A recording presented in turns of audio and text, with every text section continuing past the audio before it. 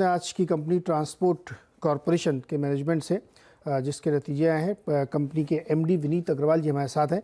विनीत जी, बहुत बहुत स्वागत है आपका CNBC आवाज़ पर। तीसरी तिमाही में रेवेन्यूज़ में 15.5% की ग्रोथ देखने को मिल रही है। एबिटा भी 4.5% गया है, लेकिन मार्जिन श्रिंक है।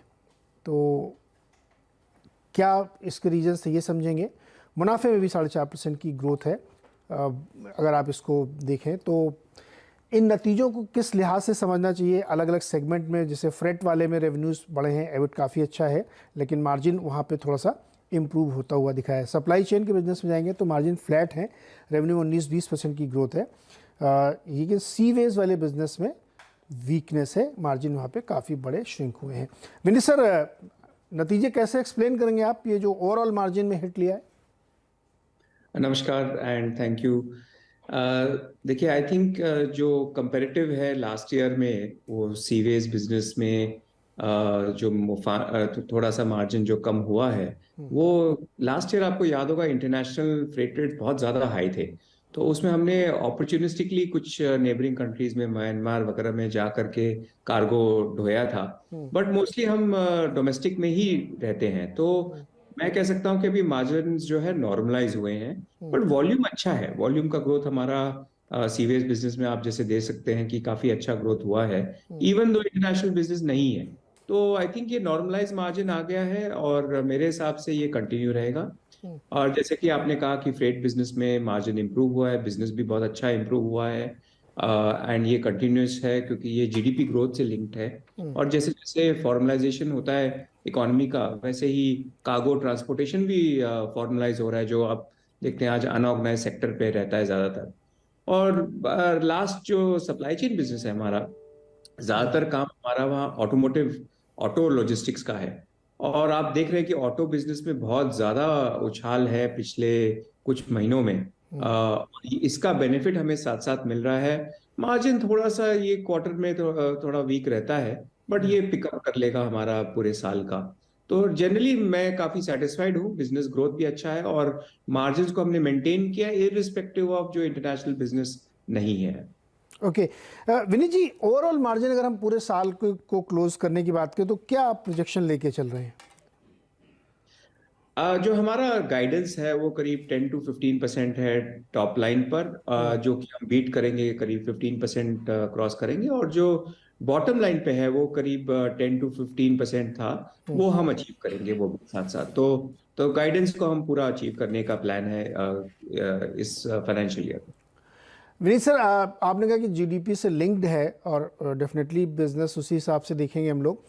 लेकिन सरकार खुद मान रही है कि अगले साल की जीडीपी इस साल से थोड़ी कम रहेगी। इसका असर होगा क्या?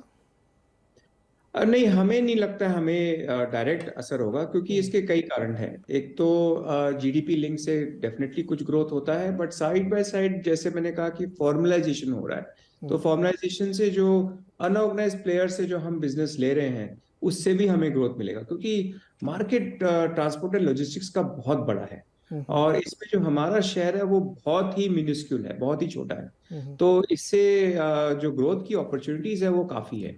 और जैसे कि आप साथ साथ देख रहे हैं कि जो कैपेक्स गवर्नमेंट ने बजट में अनाउंस किया, उससे हमें डायरेक्टली ही इम्पैक्ट पड़ेगा और इनडायरेक्टली ऑफ कोर्स तो पड़ेगा ही, बट दोनों तरफ से पॉजिटिवली इम्पैक्ट है। ओके। विनीत सर, जो डोमेस्टिक फ्रेट वाला सेगमेंट है, उसके अंदर थोड़ा सा मुझे ब्रेकअप एक्सप्लेन करिए कि वहाँ कौन से सेक्टर्स हैं जहाँ पे ज़्यादा बड़े ग्रोथ के ट्रिगर दिख रहे हैं और कहाँ पे थोड़ी सी आपको नरमी दिख सकती है? अगर हम देखें कि जो नॉर्मल ट्रांसपोर्टेशन में है आज के डेट में, इंफ्रास्ट्रक्चर पे अगर फोकस एक सेगमेंट को हम पकड़ ले, तो उसमें अगर मेट्रोज बन रहे हैं तो मेट्रो का कोच का ट्रांसपोर्टेशन होगा, उनके लाइंस का ट्रांसपोर्ट होगा, केबल का होगा, पैनल्स का होगा। तो ये सब इंजीनियरिंग और इलेक्ट्रॉनिक्स सेक्शन में आता है। तो ये इसमें हम बहुत ज्यादा ग्रोथ देख रहे हैं पिछले कुछ महीनों में, और ये मेरे हिसाब से कंटिन्यू रहेगा अगले 2 3 4 साल तक, जैसे जैसे ये कैपेक्स जमीन पे आएगा। और साइमल्टेनियसली आप देखिए कि उसी का इम्पैक्ट है, ये अर्थ मूविंग इक्विपमेंट कंपनी है, या जो साथ साथ एग्रीकल्चर का जो इम्पैक्ट है ट्रैक्टर्स पर है। तो ये सब सेगमेंट्स में काफी ग्रोथ है। ज्यादातर हम B2B कंपनी है, तो जो थोड़ा सा कंज्यूमर सेंटिमेंट में वीकनेस हमें दिखाई दे रहा है वो हमें डायरेक्टली इतना इम्पैक्ट नहीं करता है। तो B2B साइड में मेरे हिसाब से अगले कुछ सालों तक डेफिनेटली ये ग्रोथ मोमेंटम रहेगा। B2B में रहेगा, लेकिन कंज्यूमर में थोड़ा सा नरमी देखने को मिल सकती है। सर, ई कॉमर्स वाला भी करते हैं आप लोग, उसमें क्या सिचुएशन है? ई कॉमर्स अभी काफी कंसोलिडेशन मोड पर है, जैसे कि हम जानते हैं। कई लोगों ने काफी कैपेक्स किया था और काफी एक्सपेंशन हुआ है। इसमें काफी हद तक ये प्राइवेट इक्विटी का भी पैसा आया है। तो इसमें थोड़ा सा वीकनेस है। और मैं लेकिन हम जो काम कर रहे हैं वो कुछ हद तक कोल्ड चेन में भी करते हैं, कुछ हद तक वेयर हाउसिंग में करते हैं। फुलफिलमेंट सेंटर्स बनाए हुए हैं हमने वेयर हाउसेस के साथ में।